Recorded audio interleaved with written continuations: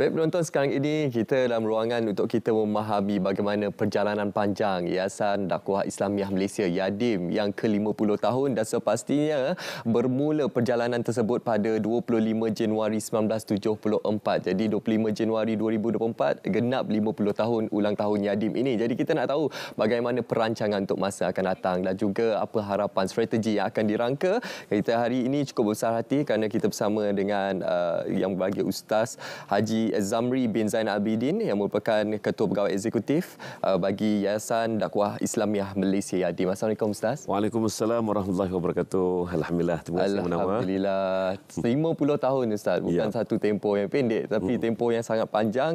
Dan bagaimana Ustaz ialah meneraju YADIM pada ketika ini, melihat perjalanan tersebut dan juga adaptasi pada situasi semasa sekarang ini Ustaz. Alhamdulillah. Terima kasih Munawar. Apabila menyebut 50 tahun ataupun Jubli Emas, bagi seorang individu manusia, kita akan terfikir plan persaraan untuk mungkin 10 atau 15 tahun akan datang. Tapi bagi sebuah organisasi, apabila disebut Jubli Emas 50 tahun, ia akan ditanya, apakah strategi untuk 50 tahun akan datang? Dia tak akan tanya apa yang akan dibuat untuk persaraan dan sebagainya, tidak. Jadi sebab itu YADIM juga selaku agensi dakwah rasmi di bawah Jabatan Perdana Menteri, atau lebih tepat di bawah Perdana Menteri sendiri, sebab di dalam surat ikatan amanah YADIM ada dengan jelas menyebut bahawa Perdana Menteri adalah pengasas ataupun pemilik kepada Yayasan Dakwah Islamiah Malaysia. Jadi kini pengasas dan pemiliknya adalah Yang Berhormat Perdana Menteri Datuk Seri Anwar Ibrahim. Dalam hal ini kita melihat YADIM telah melalui pelbagai peringkat ataupun era, daripada era zaman surat ikatan amanah YADIM ditulis di atas kertas radio bond. Saya fikir dengan typewriter lagi. Saya fikir Munawar tak sempat dengan kertas jenis radio bond ini. Sampailah ke era digital sekarang ini, kita telah menjelajah ke seluruh negara dan kita juga telah menjadi pemegang amanah kepada beberapa projek kerajaan dalam isu-isu Islam dan juga dakwah ini sendiri. Dan kelihatannya YADIM ini sentiasa relevan, walaupun ada berlaku pertukaran kerajaan daripada zaman 1974 sampailah kepada era 2018 bagi contohnya. Tapi YADIM tetap menjalankan tugasnya sebagai badan dakwah, dan juga salah satu amanah yang pada saya agak berat ialah YADIM hendaklah menjadi peneraju, penyelaras kepada gerakan NGO Islam di seluruh Malaysia. Jadi ini bermakna kita sentiasa menjadi moderator, menjadi penengah di samping kerja-kerja dakwah kita sendiri yang meliputi pelbagai peringkat di ceruk rantau pedalaman mana pun sebenarnya YADIM ada. Cuma mungkin disebabkan kurangnya publicity, maka orang tak tahu YADIM berada di hutan Sabah, hutan Sarawak. Orang tak tahu juga bahawa YADIM ini sebenarnya berada di PPR, di bandar. Dan orang tak tahu juga bahawa YADIM telah mengasuh, mengajar, mendidik golongan orang asli, lalu menghantar mereka kembali ke perkampungan mereka untuk menjadi pendakwah di sana. Itulah kalau ditanya untuk 50 tahun akan datang, sudah pasti kita akan berdepan dengan dunia ICT yang lebih mencabar, dunia artificial intelligence, AI yang memang kita tak sempat teroka yang hari ini, esok atau lusa sudah datang produk-produk baru. Jadi perkara-perkara seperti inilah yang sebenarnya mendesak dan juga menggesa YADIM untuk sentiasa berlari. Tak boleh berjalan sebenarnya. Betul. Itulah yang saya boleh ulaskan kalau nak dikaitkan dengan 50 tahun YADIM pada seminggu lagi dan 50 tahun akan datang, apa dia sebenarnya. Masya Allah, subhanallah. Saya cukup kagum dengan apa yang telah dilaksanakan, usaha dakwah yang telah direncanakan untuk menyantuni umat Islam, bukan sahaja di kota, malah juga di kawasan luar bandar dan juga di pedalaman. Dan kita sedia maklum juga bagaimana usaha seorang pemimpin itu untuk menerajui sebuah organisasi.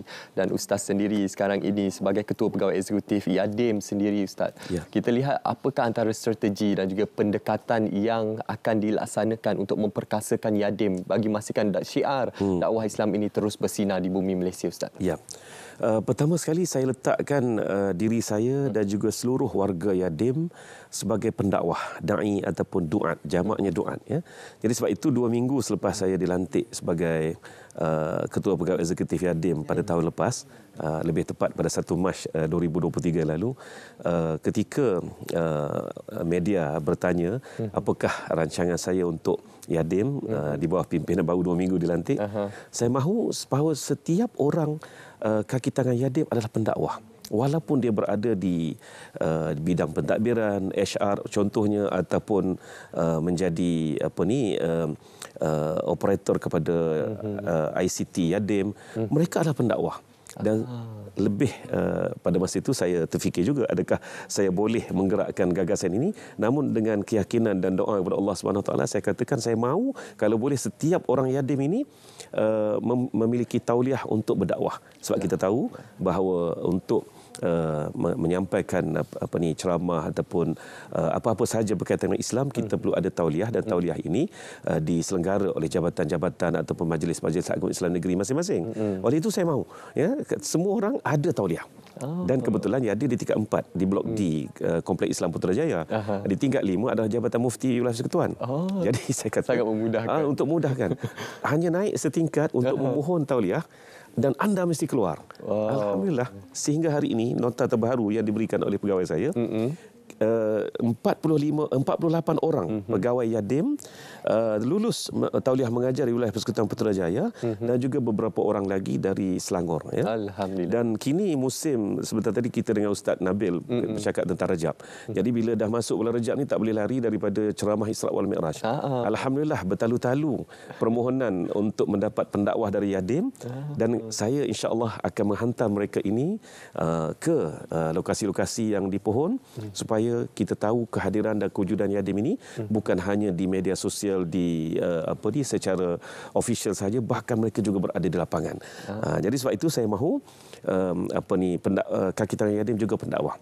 Itu yang pertama. Yang kedua, setiap tahun sepanjang 9 tahun berturut-turut, kalau dulu dikenali sebagai Fellow Muda Dakwah, kini dikenali sebagai Akademi Dai Muda Yadim, ADMY, ya. Anak-anak yang ada, saya panggil anak-anak itu sebab ialah mereka ini berusia 25 tahun, itu sudah sebaya dengan anak sulung saya contohnya.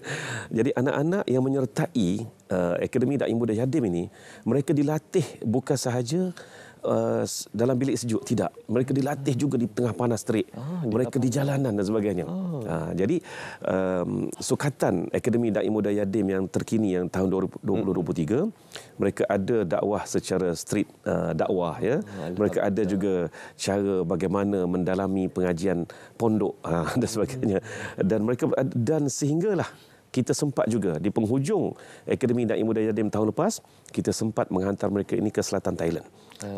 Ya. Jadi insya-Allah tahun ini, tahun 2024, menjelang 50 tahun sambutan Yadim, usia ulang tahun Yadim ini, Akademi Dai Muda Yadim akan saya perkemaskan lagi. Termasuklah juga ilmu pengurusan. Kita tak mahu seorang pendakwah itu dikenali di pentas-pentas ceramah, di forum dan sebagainya. Tapi kita mahu mereka juga cekap dalam mengurus. Jadi pengurusan ini bukan satu perkara yang mudah, ya, sebenarnya, sebab dia memerlukan ketekunan, pengetahuan, ilmu yang kepelbagaian, dan kesabaran menghadapi kerenah-kerenah dalam pentadbiran itu sendiri. Jadi saya mahu pendakwah ini pertama bukan sahaja daripada kalangan lulusan agama ataupun pengajar Islam. Bahkan semua orang boleh jadi pendakwah, tapi mereka mesti mempunyai tata cara dan juga latihan yang cukup serta maklumat yang cukup, ya. Itu di sudut dalaman Yadim. Ya.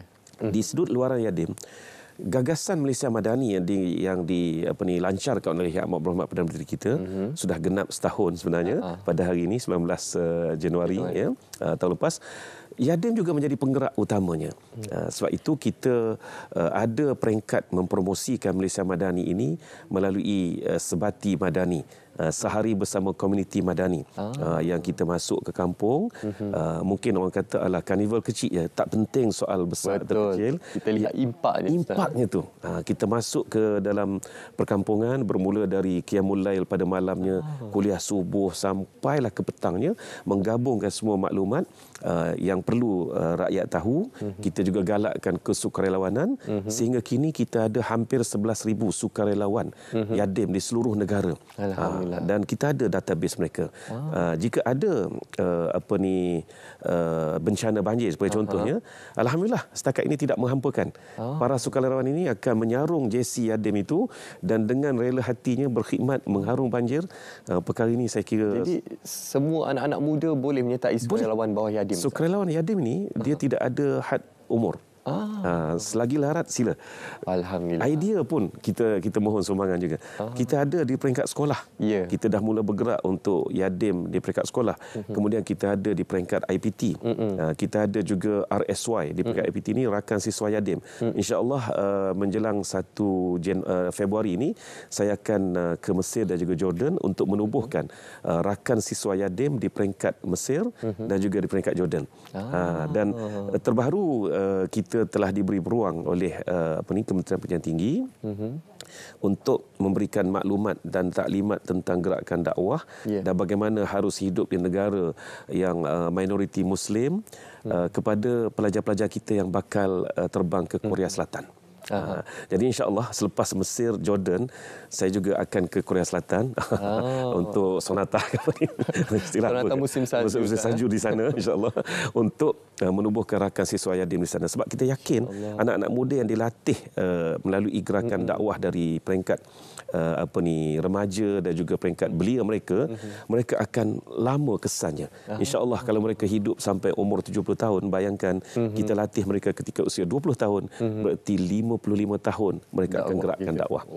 Itu kepercayaan kita. Okey Ustaz, untuk yang terakhirnya kita nak berbicara berkenaan Jubli Emas 50 tahun Yadim ini. Kita nak tahu juga apa antara program-program utama yang akan direncanakan 25 Januari nanti. Ya, insya-Allah pada malam 25 Januari iaitu pada 24 Januari maghribnya tu kita akan ada sesi bacaan Yasin dan doa selamat di Masjid Putra. Dan insya-Allah setakat ini yang berhormat Menteri Agama dan juga Timbalan Menteri telah menyatakan persetujuan hadir, sementara untuk Yang Amat Berhormat Menteri kami masih menunggu maklum balas. Kita faham Yang Amat Berhormat Perdana Menteri memang sibuk, namun kalaulah Yang Amat Berhormat Perdana Menteri dapat hadir, itu suatu kenangan gila-gila untuk kami lah. Dan sebelum itu, sepanjang 24 hari bulan ini juga kita ada pelancaran MAIM, iaitu Majlis Amal Islami Malaysia, yang menggabungkan sehingga kini 151 NGO Islam, dan kita akan lancarkan untuk sesi baru, dan akan ada mesyuarat selari di antara MAIM dan juga NUIM. NUIM ni Nadwah Ulama Ilmuan Islam Malaysia, juga di bawah Sri Yadim, dan juga MAWIM, iaitu Majlis Wanita Islam Malaysia. Mereka akan menerima watikah daripada Yang Berhormat Menteri atau Timbalan Menteri, dan seterusnya mereka akan adakan mesyuarat pertama selari di Yadim sendiri, di Blok D Kompleks Islam Putrajaya. Dan selepas itu kita akan bergerak ke Masjid Putra, di auditorium Masjid Putra Putrajaya. Akan dilangsungkan forum perdana ehwal Islam dengan kerjasama JAKIM secara rakaman, yang akan menampilkan barisan yang dipertua Yadim yang masih sihat pada masa ini, pengalaman mereka untuk kita kongsikan, seperti mana soalan pertama daripada Munawar tadi, apakah 50 tahun Yadim akan datang. Jadi kita perlu melihat juga ke belakang pengalaman orang lama ini, terimbas kembali pencapaian, barulah kita boleh buat satu perancangan untuk ke hadapan lagi. Jadi Ustaz, untuk program-program ini adakah akan disiarkan secara langsung di Facebook? Ada, insya-Allah. Kita dalam Facebook Yadim dan juga media sosial Yadim lain, memang apa saja aktiviti Yadim kita akan siarkan secara langsung. Cuma forum itu ada rakaman, jadi kita akan terpulang kepada pihak JAKIM untuk menentukan tarikh siarannya lah. Tapi memang menarik sebab ini mengimbas satu gerakan dakwah rasmi kerajaan dari 1974 hingga 2024. Jadi kita gabungkan pula yang dipertua Yadim yang kita masih rahsiakan siapakah orangnya yang masih sihat pada masa ini, untuk bersama-sama berkongsi pengalaman yang telah mereka lalui pahit maung perjuangan ini tadi. Baik, ini satu perjuangan, bukan setakat perjuangan Yadim saya kira, tapi perjuangan kita bersama untuk kita meneruskan dakwah Rasulullah SAW dan juga untuk kita menegakkan syiar Islam di bumi Malaysia ini. Terima kasih kita ucapkan kepada Tuan Ustaz Haji Zamri Zainal Abidin, Ketua Pegawai Eksekutif Yayasan Dakwah Islamiah Malaysia Yadim. Ustaz berkongsi pada pagi ini, dan kita doakan semoga perjalanan untuk seterusnya berjalan berjalan dengan lancar dan InsyaAllah, diberkati insyaAllah. Allah sentiasa. Terima kasih. Dan sepastinya sekarang ini penonton, kita nak bawa anda untuk kita saksikan segmen Biar Betul. Kita nak tahu apa antara berita-berita palsu yang tular di media sosial yang tidak sahih kebenarannya. Jom kita saksikan.